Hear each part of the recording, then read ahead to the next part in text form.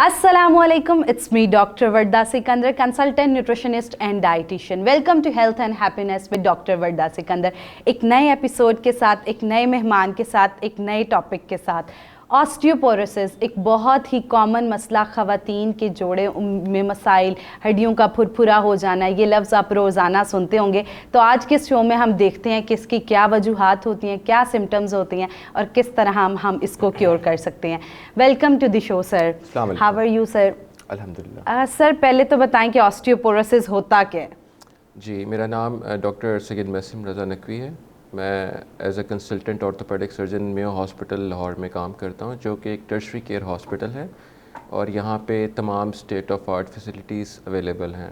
हम अब बात करते हैं ऑस्टियोपोरोसिस की। ऑस्टियोपोरोसिस एक बहुत ही आम मर्ज़ है जो कि इसको बुढ़ापे की मर्ज़ भी कहा जाता है। ऑस्टियोपोरोसिस की मिसाल आप ऐसे देख लीजिए जैसे हड्डियों का भुरभुरा होना। इसकी मिसाल ऐसे ही है जैसे किसी लकड़ी की कुर्सी को दीमक लग जाए और वो थोड़े ही वज़न से गिर जाए, या फिर इसकी मिसाल आप ऐसे ले लीजिए जैसे कोई लोहे का फ्रेम होता है और उसको जंग लग जाए तो वो थोड़े से भी वज़न से गिर जाता है।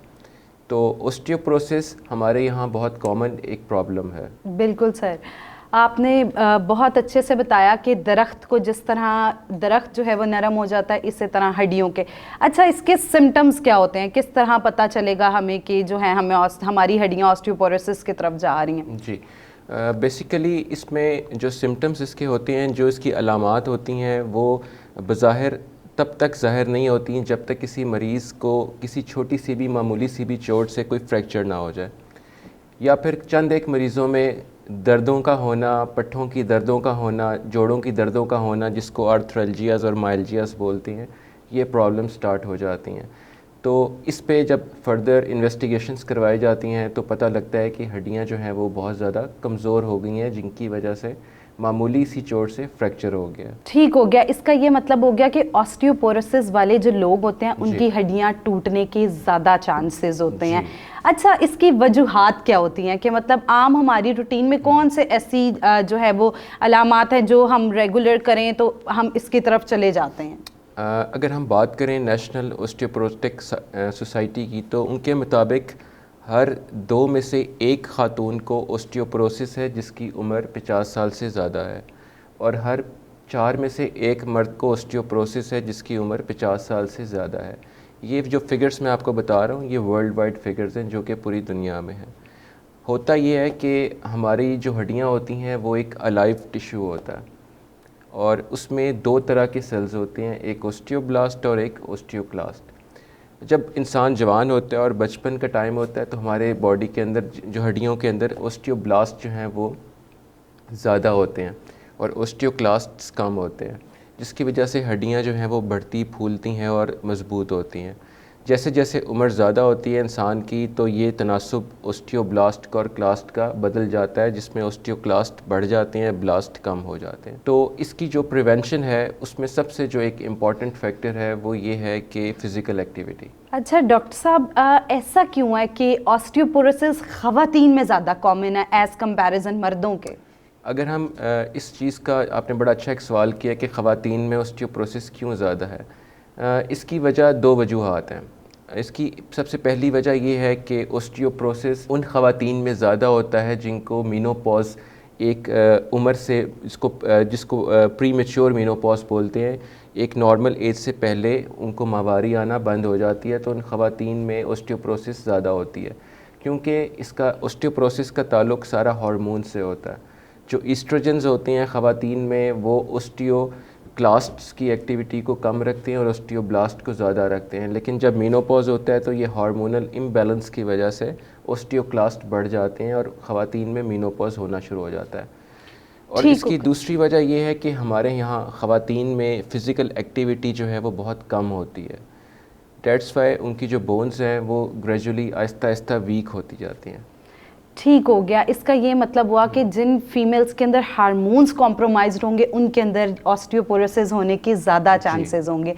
ڈاکٹر صاحب وی آلویز سے دیٹ کہ prevention is better than cure. تو آپ کیا احتیاطی تدابیر جو ہے ہماری خواتین کو بتانا چاہیں گے کہ اگر وہ اپنائیں تو وہ آسٹیوپوروسس جیسے مسئلے سے بچ سکتی ہیں؟ آپ نے بہت اچھا سوال کیا ہے, بہت اچھی بات کی ہے کہ prevention is better than cure. اس میں یہ ہے کہ کچھ ایسی احتیاط کی جائیں جس کی وجہ سے ہم جو ہیں وہ آسٹیوپوروسس کی طرف مریض نہ جائے.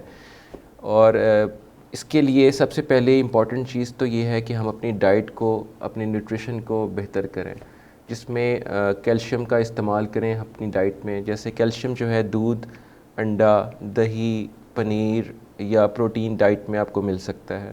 اس کے علاوہ فزیکل ایکٹیویٹی کو ہمیں انکریج کرنا چاہیے. اسپیشلی یہ جو انکریجمنٹ ہے فزیکل ایکٹیویٹی کی, یہ بچوں میں ینگ ایج سے ہی اس کی ٹریٹمنٹ شروع کر دینی چاہیے. ہمیں اپنے بچوں کو انکریج کرنا چاہیے کہ وہ سارا وقت موبائل اور کمپیوٹر پہ گیمز کھیلنے کے بجائے یا اس پہ ایکٹیویٹی کرنے کے بجائے باہر جو ہے وہ کھلے میدانوں میں جائیں اور وہاں پہ سپورٹس کریں, فٹ بال کھیلیں, کرکٹ کھیلیں, بیڈمنٹن کھیلیں, جس سے ان کی فزیکل ایکٹیویٹی بڑھے. اس کے علاوہ ہمیں اپنی نانی, دادی, جو بوڑھے لوگ ہمارے گھر میں موجود ہوتے ہیں, ہمیں ان کو بھی انکریج کرنا چاہیے کہ وہ بھی واک کیا کریں. ڈیلی کم از کم آدھا گھنٹہ واک بہت ضروری ہے اولڈ ایج میں. اس سے ہمارے جو بونس ہیں اس میں جو ہے کیلشیم کی جو ڈیپوزیشن ہے وہ بڑھ جاتی ہے. اور دوسری چیز وائٹامن ڈی ہے. وائٹامن ڈی کا ہماری ڈائٹ میں کوئی سورس نہیں ہے, اس لیے وائٹامن ڈی جو ہے وہ ہمیں صرف اور صرف سن لائٹ سے ملتا ہے.